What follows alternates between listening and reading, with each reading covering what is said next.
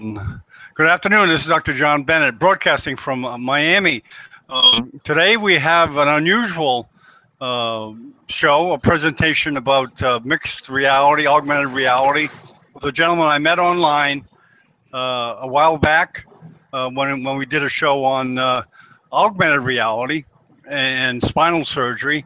He was introduced to a surgeon in Brazil, but today, Jason kept in touch with me, and he's doing things with holography, which is a pretty exciting area of development in the computer world. I know nothing about it. And we're also joined first. Let me introduce Jonas Moses. He'll say a few words about himself. Hello, Jonas. Greetings. Let's see. I just saw someone else appear. All right. There's another person who's joined us. Okay. Jonas, okay, anyway, sure. I'm a former U.S. Army clinician. I did surgery and disease of the eye in the United States Army.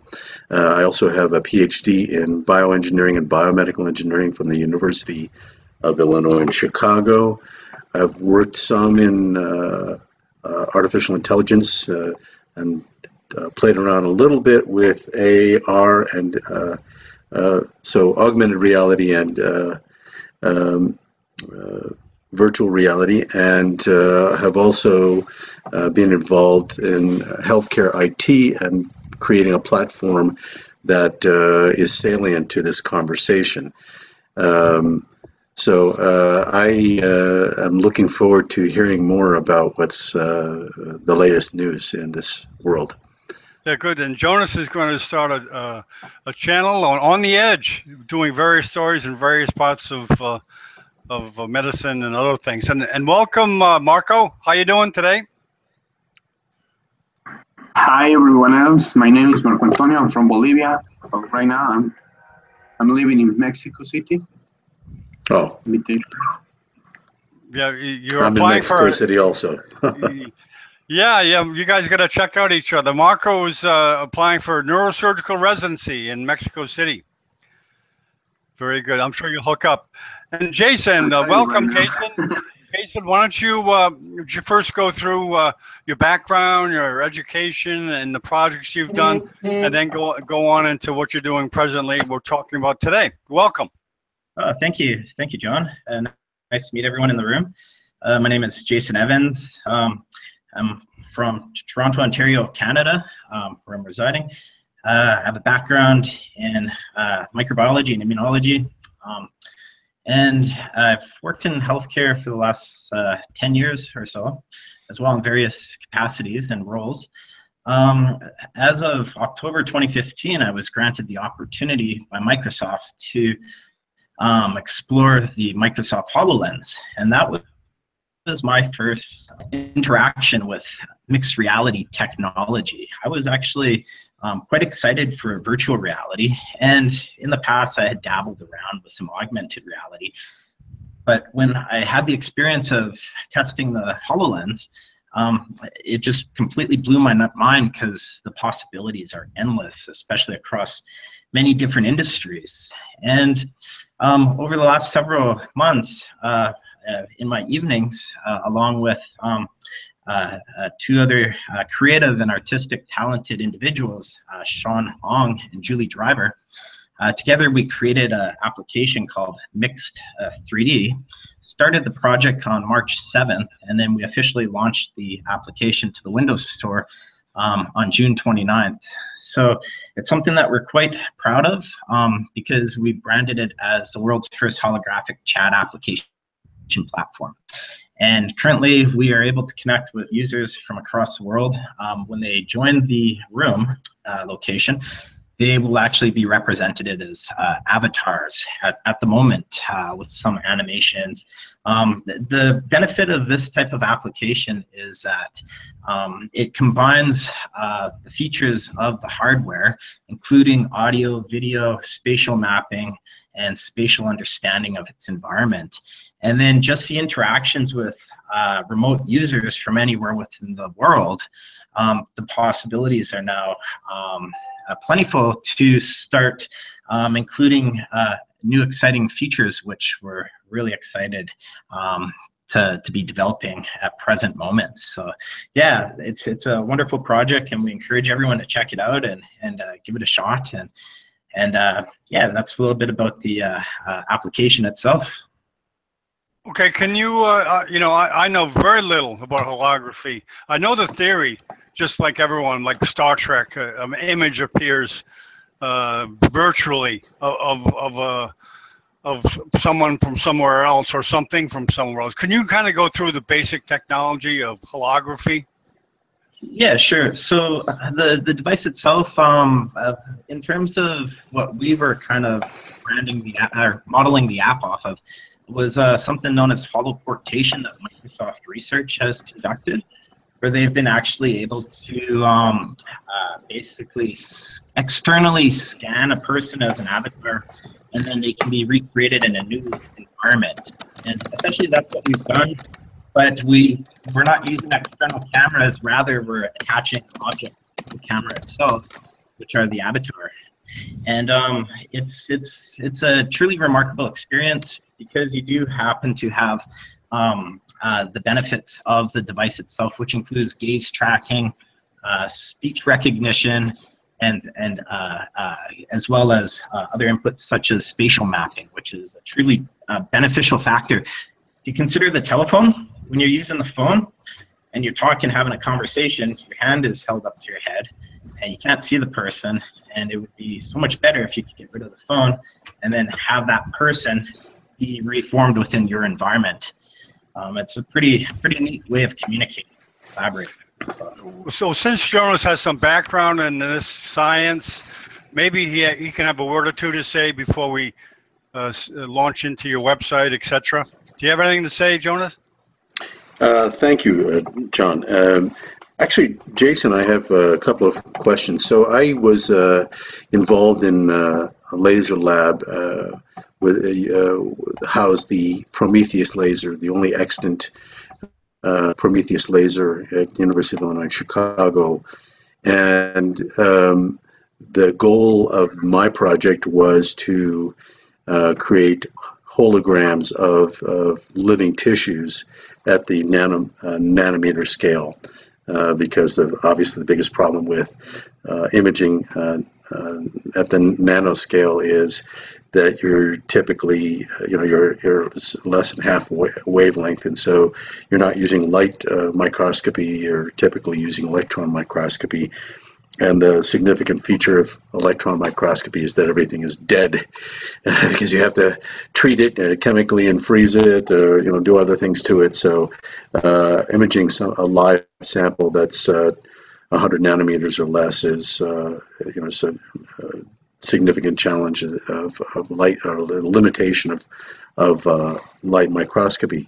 So we were using this very, very powerful laser to create an X-ray laser that was at the exit point from the initiation in the chamber was about a micron across, and then it would travel to another room where there was a Petri dish with a living sample, and you use a reference sphere of something like nickel next to the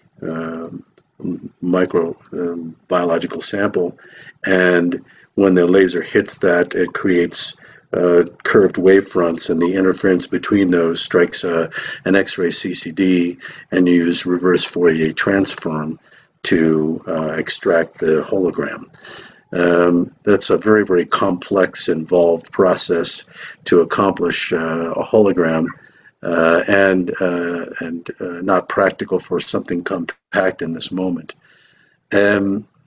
Recently, I read an article about something that RED is coming out with, a handheld device that will have this kind of camera technology, and they're calling it, I think, hydrogen. Have you heard about this? You familiar with that, Jason? Yeah. Actually, I was reading an article probably about 2 hours ago, I believe. Okay. Yeah. But it's very brief. And so obviously the idea of that is to actually use your mobile device with this red camera to have a hologram right in front of you. I haven't dug into the technology, but it's pretty clear that anything that's in space has to have some medium in order to project the hologram. You have to have something in space against which to project it, whether it's water particles or something there. That's the screen, the three-dimensional screen for that image. I don't know what you're doing differently with this, and whether or not there's device technology that's required. But I'm interested about that. Why don't we go through that right now, Jason? Why don't you lead us through what you're doing? I guess we use your website as a model.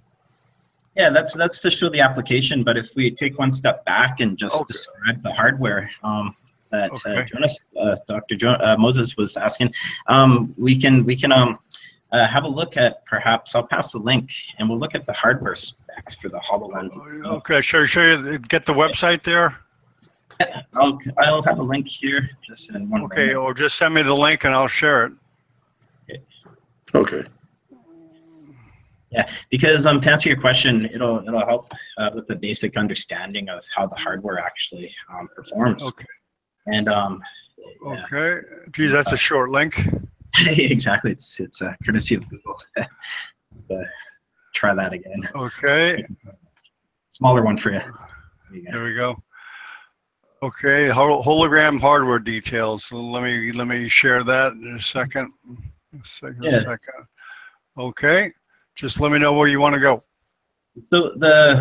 So basically the device, it's a head-mounted device. It weighs approximately, I believe it's about 1.2 pounds that the user wears on their head. If you scroll down a little bit, John, to the device specifications, we can have a look at kind of the optics involved.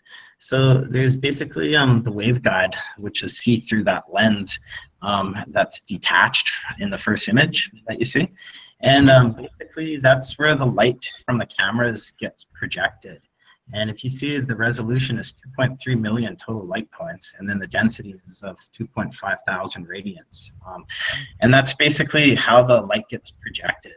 But then the sensors of the device have an understanding of the environment. So it's constantly sending out infrared signal and mapping out the environment around the camera where the user gazes. So the gaze is an input feature which is synonymous to a user moving their arm around with the mouse cursor.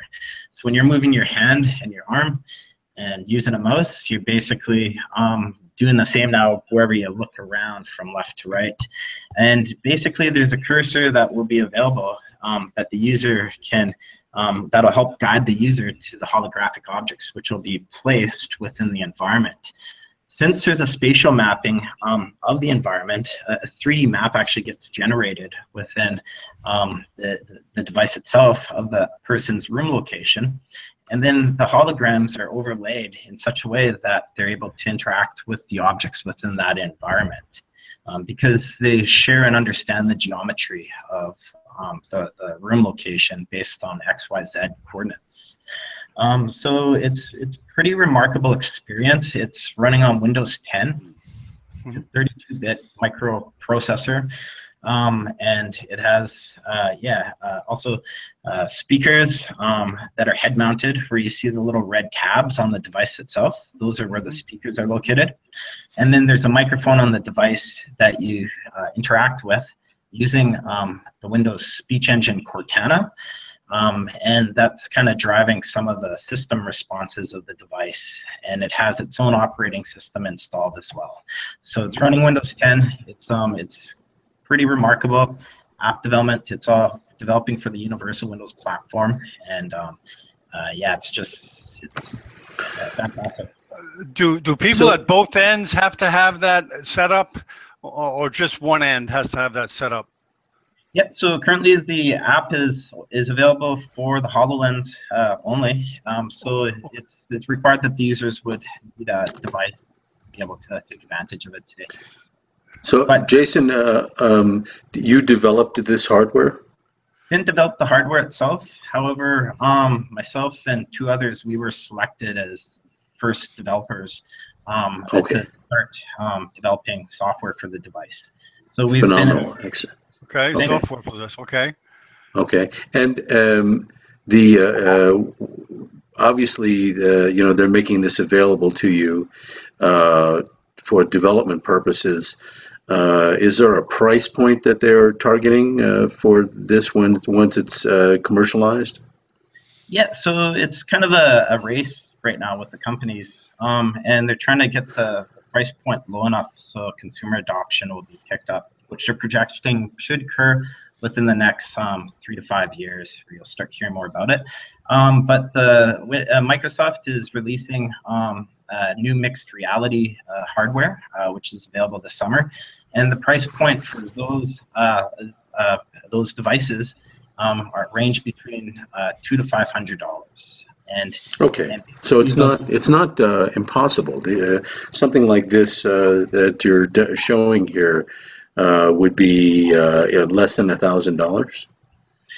This device is more than $1,000. It's available I for see. development purposes, so it's $3,000 US is what the cost is currently. I see. This isn't a consumer product by any means. Okay, Mhm. I see. By the time the This device, is to develop the concept. yeah, exactly. Okay. Okay. Very good. Okay. Do you want to go through your website to show what exactly you're doing with your app?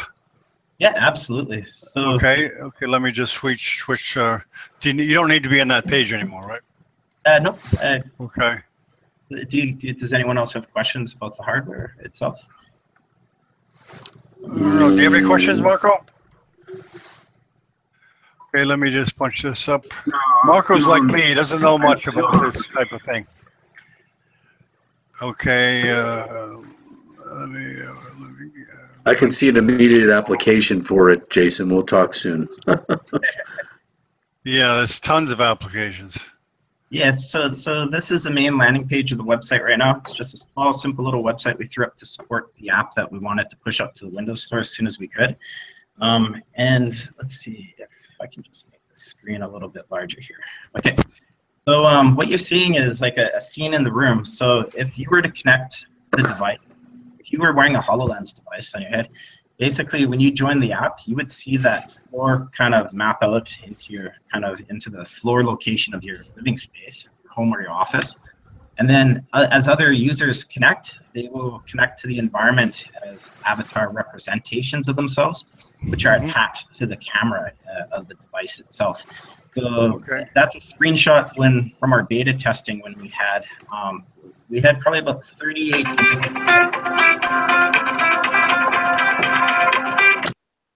Whoop. Yep, so we had about 38 users check us out for the beta testing, and we had one single point, 14 concurrent users in the room location at once. So we were trying to stress the servers that we're running off of to test app performance. So if you scroll to the download section, it'll take us to the YouTube video that the Holo Herald.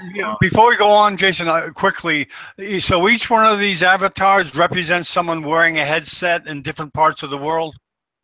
Correct. So we had users as far away from Germany, China, down in the US, as well as up in Canada. And yeah, we connected with multiple developers from the Holo Developers Slack community channel. Yeah, they helped us test the device and then we were able to finalize it and push it up to the Windows Store. Now these are avatars, but how far are we away from having individual images of people? Oh, it's already happening now. The challenge though is you would need external cameras or external scanners to capture the images of people. And then also putting some thought into this because there's really no best practices in the design yet.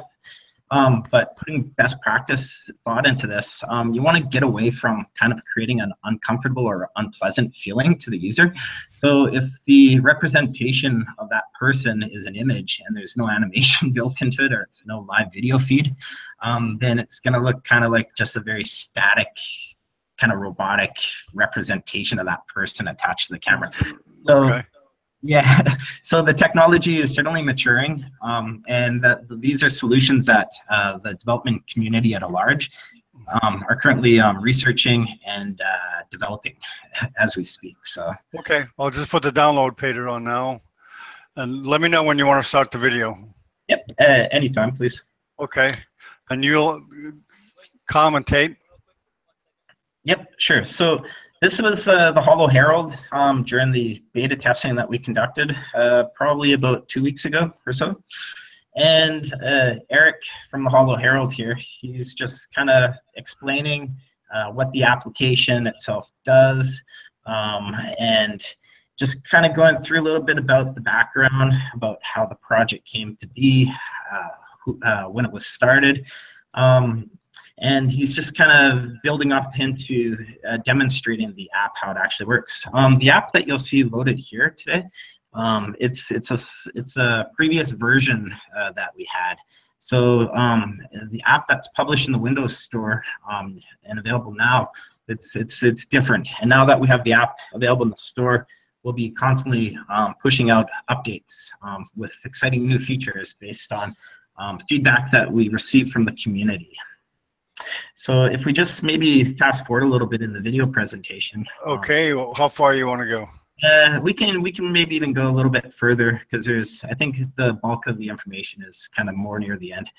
So Okay. yes, basically what we have here is when Eric rejoined the room, and there were 4 of us that were left in the room. Myself and Julie Driver were both Canadians. I'm located in Toronto, Ontario, Canada.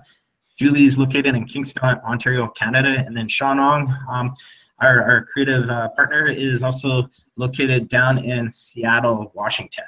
So there's the 3 of us that are working on this, but we were all represented here as avatar representations of ourselves. And then based on where the users migrate around in the room, that tracking data is streamlined and streamed over, broadcasted over servers as well. So basically, the spatial understanding feature was enabled here. The dialogue boxes that you'll see, the little floating kind of boxes above people's heads, those are speech bubbles which light up actually when someone's speaking. Eventually, we're going to have different avatars available for users to select. Eventually, until we can get like a live broadcast video feed of people. That's the end goal. But quite a few exciting features here, so you kind of get the gist of what the app is doing.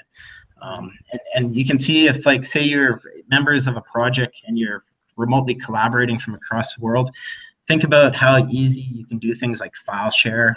You want to share a PowerPoint presentation, you want to share a spreadsheet, you want to have a virtual whiteboard, you want to have like Windows media player, YouTube channel. Like you can combine a lot of these capabilities eventually. Once. Yeah, you wouldn't need a wall. You just suspend it in space.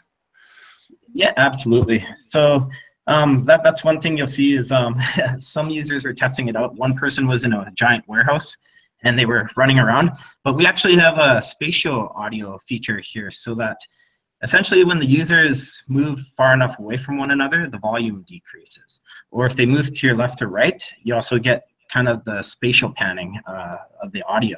So it goes to your left to right kind of channel for the ear. Jason, this may be a naive question, but can the people in the room see those avatars?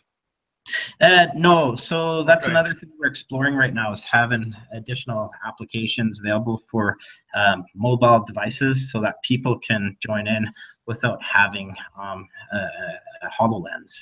Okay. Yeah. Okay.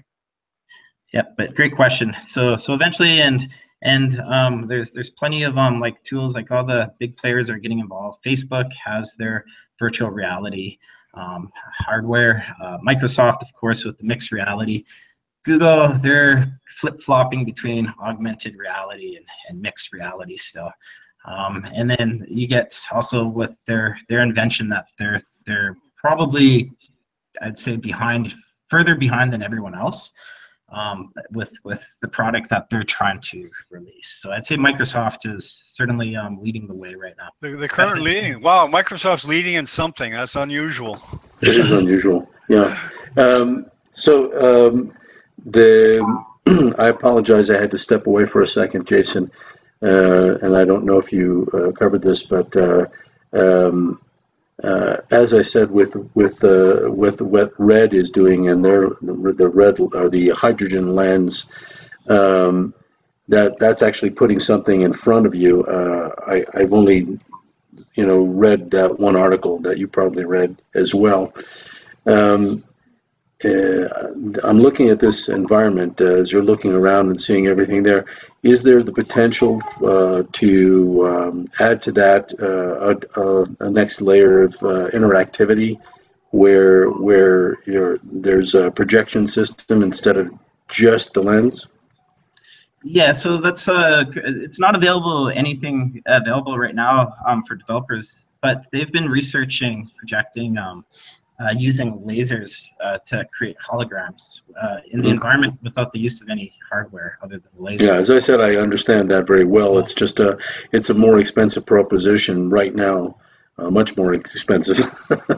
Yeah, certainly. And what a lot of the companies are doing is, and if you look at like the recent success of the Pokemon Go, which was the augmented reality app that Nintendo had developed, that's basically just overlaying a digital object within the camera of the device, and there's no real spatial mapping or understanding that's occurring. So the little Pokemon objects that you would see wouldn't have any understanding of their actual environment, so that you're bouncing all over the place. What's the potential to actually scan the human, who's the user, so that the avatar is the user and not a robotic figure?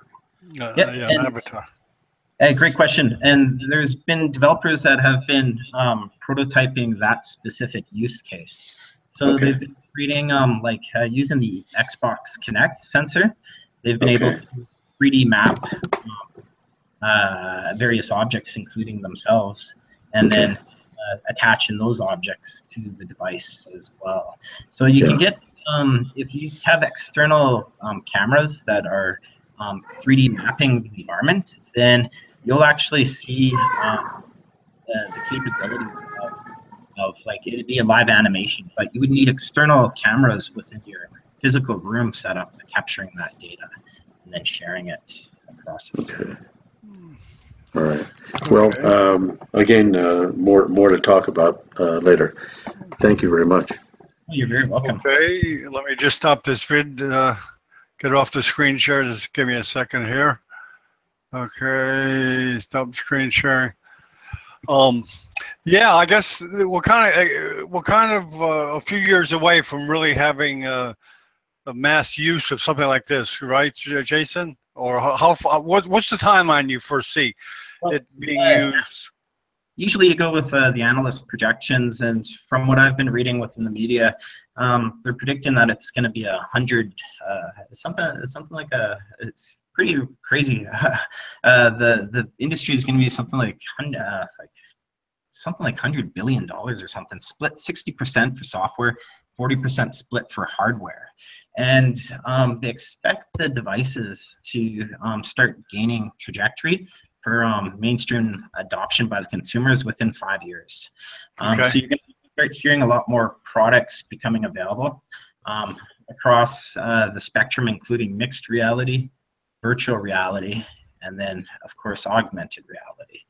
And they're all slightly different from one another, but eventually those worlds will also merge together, and the devices will eventually be kind of compatible across all three mediums. But yeah, the tech companies are pretty ambitious. They're vowing to kill off the smartphone, and they want to replace it with the wearable devices that you're seeing today, with the end goal eventually being not having to rely on any hardware at all. Wow. Everything's in space. Yeah, exactly. Incredible. Incredible. Yeah. I recently submitted a patent that addresses that, so that's part of another conversation. Wow. Yeah. Well, you know, we're kind of getting ahead of ourselves, but what do you foresee, and maybe you could weigh in on this, Jonas, the applications in medicine, beside having a remote consultant next to your bed that's not Yeah. really there, but he's there. What are the possible applications? Sure. Well, You guys I mean, one of the you know, the brass ring in remote medicine, telemedicine, was being able to have someone halfway, an expert halfway around the world, to guide a surgical procedure, for example, an interventionist who doesn't have necessarily all of the skills, but is there with the patient, or a robot that is there with the patient and is guided by a human being remotely, who does have the expertise and is controlling that robot or is guiding that person's hand. And so that, you know, that kind of telemedicine universe has been around since 1997, 98 with the EICU, the electronic ICU development. The potential here is greater in that you can conceivably, that's why I asked Jason about whether or not that patient or that human can be you know, mapped quickly, because then you can map the patient, and literally the person who's looking at the patient remotely can manipulate that, turn the patient, look into the patient, be very interactive with that remote patient, and conversely, the patient can be very interactive with the physician. In you know, a particular instance like home health, you know, the costs of keeping someone at home rather than going to the hospital is dramatically lower. I mean, you know, incredibly lower. And I've just been having this conversation with a physician, Dr. Thomas Cornwell, who is the founder and CEO of the Home-Centered Care Institute, and has done more than 62,000 home visits as a physician over the last 20 years or so. And I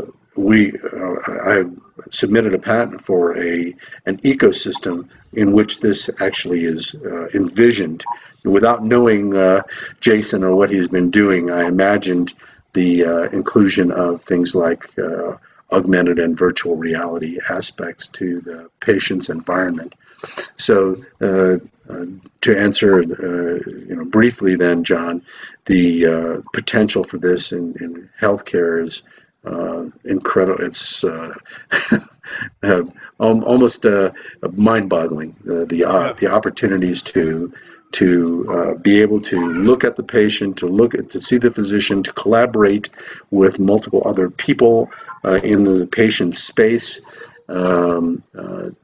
You know, even to begin to interact with the patient using robotics and so on, where you are not just using a camera, but you're actually getting a three-dimensional, well, four-dimensional, because that fourth dimension is time, change with time. And so that's this is incredible potential. Well, you know, I started thinking about it, and actually, it's going to take some change in mindset, you know, to be able to communicate with someone that's there. And actually, I was talking to someone. I said, you know, if suppose I had a hologram of you, Jonas, or Jason, right here in the room with me, I would have a type of respect for that image, as if it was you. You know what I mean? Because I'm really communicating with you. It's Absolutely. really you. It's really you. Yeah. So it's not like I'm talking to a bunch of electrons. I feel, because I started thinking, you know, I would really, and respect is the only word I can think of, but respect, you know, that image as a person. I would really address it like a person, and it, you know, and that's exactly what our analytics are telling the story of. When we look at how users are interacting with one another within the room, we've actually built out these counters on each object that are attached to the camera, so that when you gaze at another object within the room location, it triggers a view count.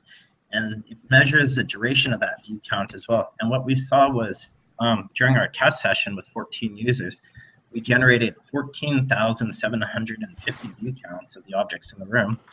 combined with the average duration of the view time was approximately 4 minutes and 30 seconds.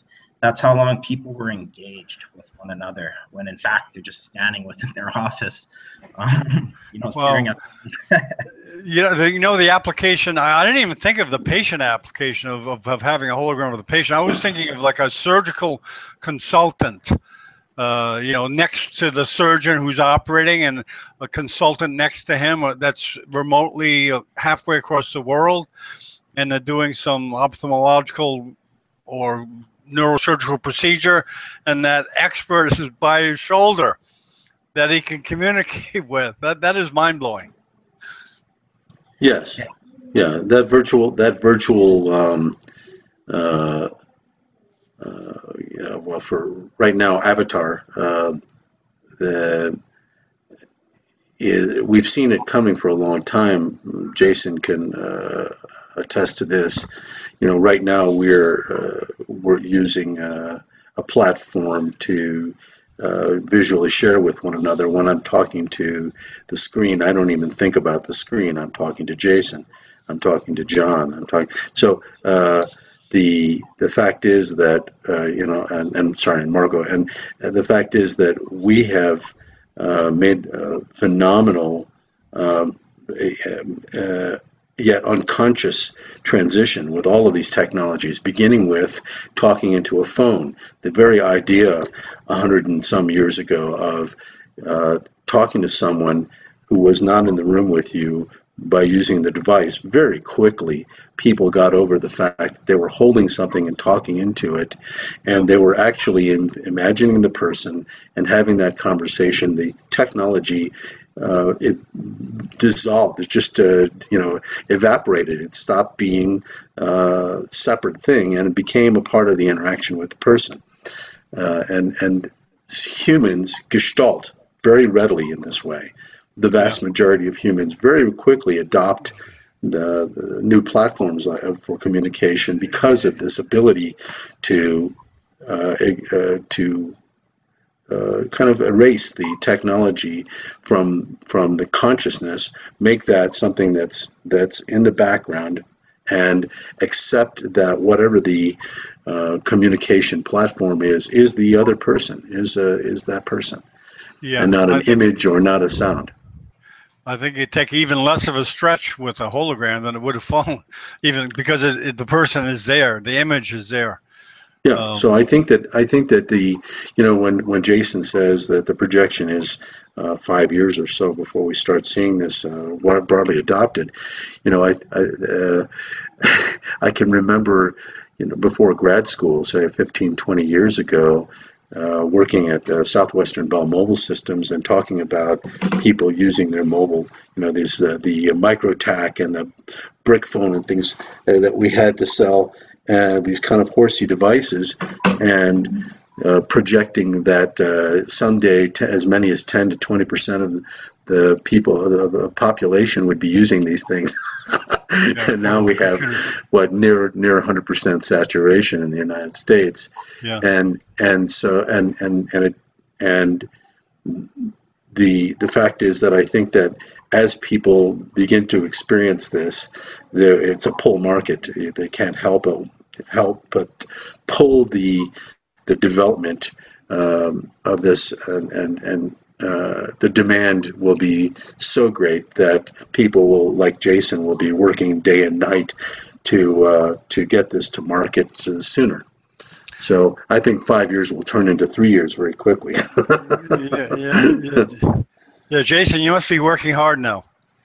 Oh yes, putting in a lot of late hours, which are great. But along with Julie and Sean, we have a very productive work stream that we've created for ourselves, and we benefit by utilizing the difference in time zone to collaborate on projects. So it's pretty remarkable. I was in a conversation last week with someone talking about the application, and they brought up an interesting point about, if you look at kind of the starting point of internet technology, well, it was the communication tools that really kind of brought the people in. And if the framework is established where you eliminate the barrier of distance, then it'll keep people brought in together. And I think just the productivity and the creativity that will flow with this type of interface technologies, it's going to change the way everyone interacts with one another. So I see very strong benefits with the use cases. Jason, you mentioned that you have a life sciences background, and I'm curious. You know, I do as well in life sciences, engineering, medicine, technology, but I'm anything but a programmer. So, how did you prepare yourself to get into this space? Because that's a pretty big leap. Professional programmers and developers tend to be folks who have been doing this for years and years and years. Yeah, so the skill set, I've always been fairly comfortable using computers, and I started programming when I was pretty young on, if you recall, like the old Commodore 64s and VIC-20s. So programming was and developing. I've taught myself several different languages over the years, and then with some of the projects that I've worked on in the past with my work with the hospitals and that, it's basically it's all automation technologies. So relying a lot on .NET framework development. So learning how to code in C#, understanding database technology, different solution architectures, designs, and just modeling different frameworks together to create these type of robust tools and solutions. And then looking at the design of these applications and questioning what kind of what problem are you trying to solve, or what kind of features will reduce the amount of rework that people conduct, or how can we reduce the cost of this project or product that's being developed. So you look at the business case opportunities as well for your technology with what you're trying to accomplish with it. But at the same time, it's just a passion with technology. I've always been involved with technology and have a deep passion for science. So, do you foresee doing this full time somewhere in the near future?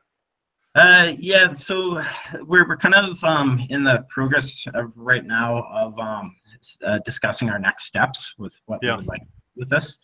For this, I'm going to continue along this path, working with Sean and Julie, because we have a nice relationship that we've established, and we have some fantastic ideas that are flowing between us. And even for myself, like I'm using this for innovation purposes for a master's program that I expect to complete by 2018. So that's kind of what I'm going to be using this type of technology for as well. But then I'm exploring several kind of use cases to see, what kind of value you can provide people. So that's kind of my goal. What thoughts have you given thus far to cybersecurity? These are connected devices. They are smart device, and so they have an interface with the Internet of Things. And so I, in my present role, think a lot about things like HIPAA compliance. You say you work with hospitals. You're aware of that. I helped to draft HIPAA and to do the 2003 rollout of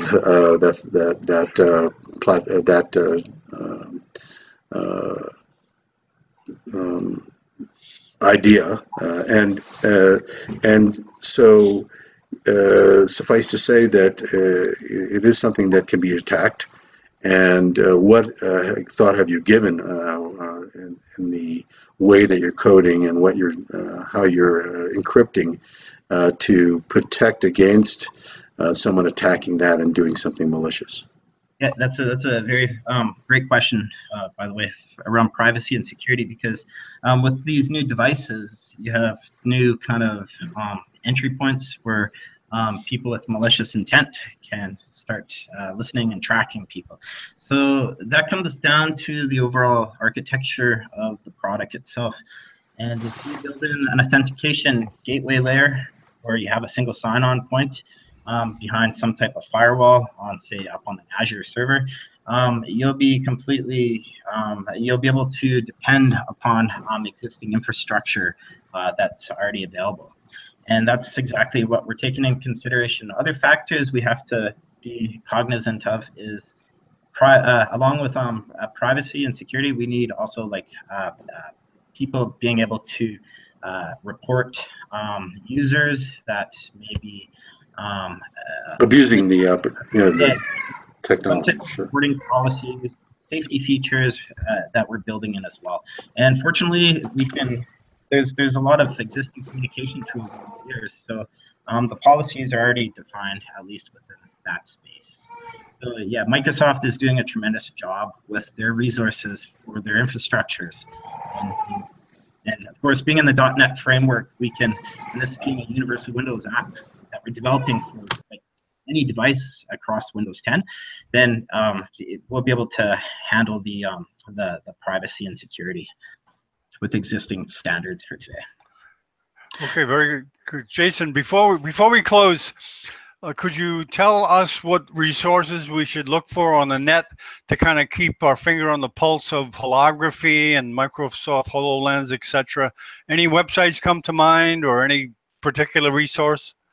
Yeah, well, I would provide a shout out to the Holo Herald, which was a YouTube channel that recorded our beta testing, and they do a really fantastic job with